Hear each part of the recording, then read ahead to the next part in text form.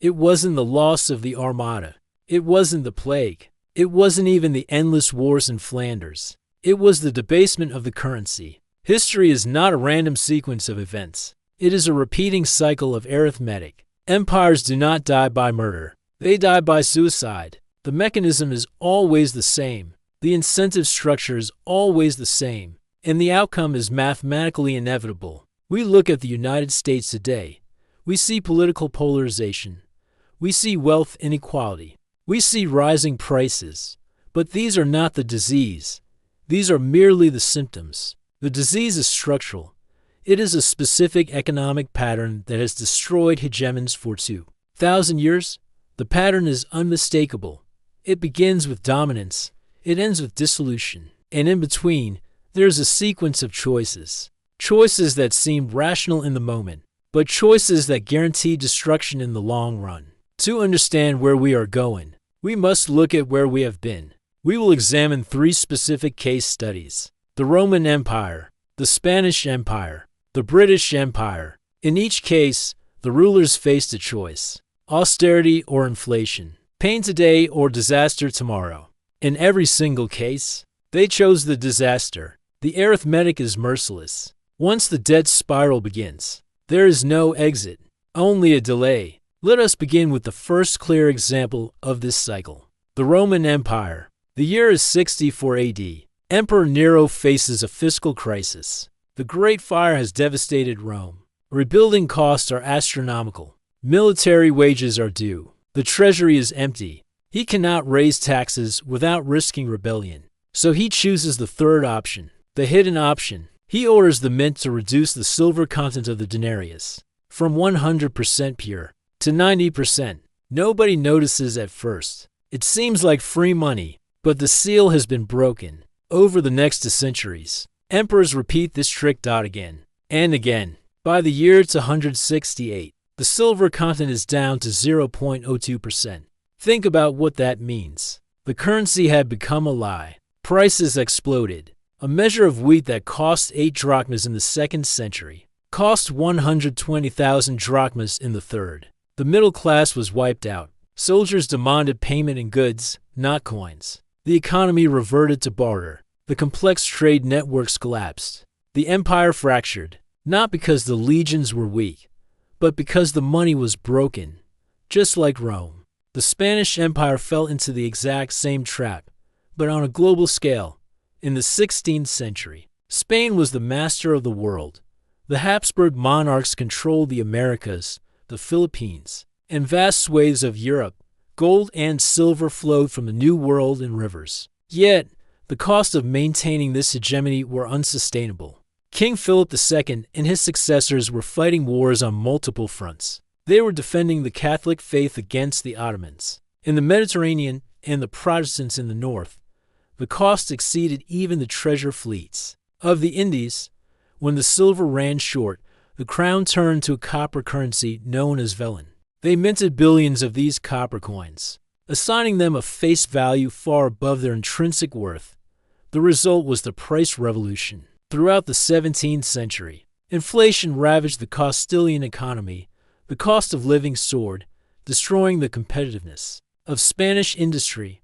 The rational response for the wealthy was flight. They stopped investing in productive businesses. Instead, they poured their capital into land, titles, and government bonds known as juros.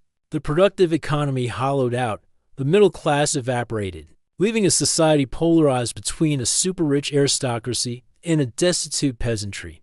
The Spanish Empire didn't collapse overnight. It rotted from within for 90 years, suffocated by its own monetary policy. But 2 world wars shattered the nation's finances. The cost of fighting exceeded the empire's capacity to tax. By 1931, Britain was forced to suspend the gold standard. The discipline was gone.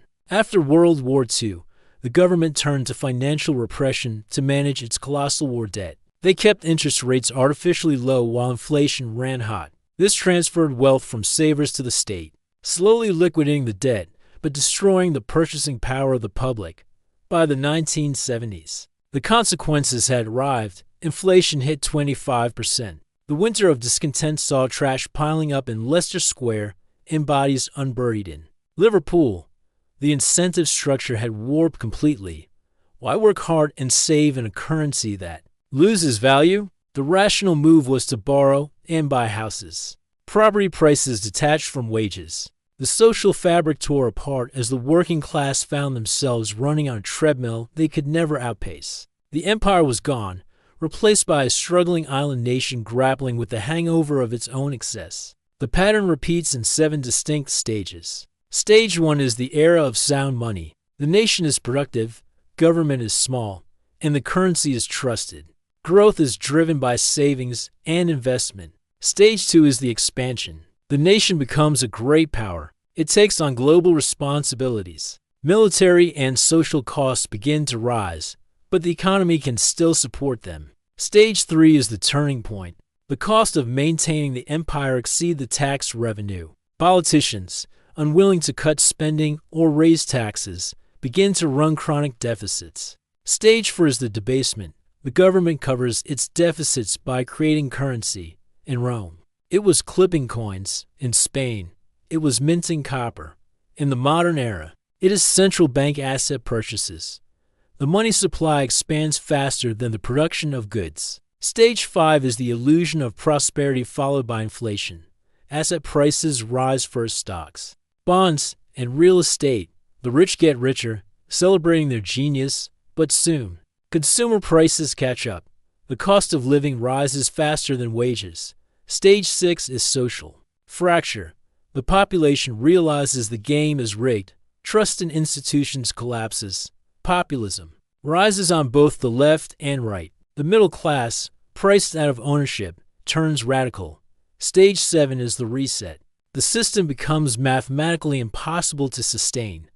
The currency is either destroyed, revalued, or replaced. The debt is restructured, and the wealth hierarchy is reshuffled. Just like Britain in the 1970s, the United States today is flashing every warning sign of Stage 6. The deficits are structural and unpayable. The money supply has expanded at historic rates. Asset prices, especially housing, have decoupled from local wages. The hollowing out of the industrial base mirrors Spain. The debasement of the purchasing power mirrors Rome. There is a common counter-argument. Many economists argue that the United States is different because the dollar is the world reserve currency. They claim this exorbitant privilege allows the U.S. to print indefinitely, without consequence. But this ignores the lessons of history. The Spanish real was the world reserve currency. The British pound was the world reserve currency. Being the reserve currency does not prevent the cycle. It merely delays it. In fact, it allows the imbalances to grow larger, making the eventual correction more painful. The endgames always follow a specific order. First, there is controlled decline. This is the path Britain took, along slow erosion of living standards managed through devaluation and stagnation. The standard of living drops, but society holds together. Second, there's chaotic collapse. This is the path of Weimar Germany or 3rd century Rome. The currency is rejected completely. Hyperinflation destroys the savings of the middle class in months. Order breaks down, and the government falls. Third, there's reset and restructure. This often follows the collapse. A new currency is issued, often backed by hard assets like gold or land, or pegged to a foreign power. The debts are wiped out, but so are the creditors. The only variable is timing and pain. Do not rely on the headlines. Look at the data. Subscribe to this channel to continue watching them. Pattern unfold. Preparation is the only hedge against history.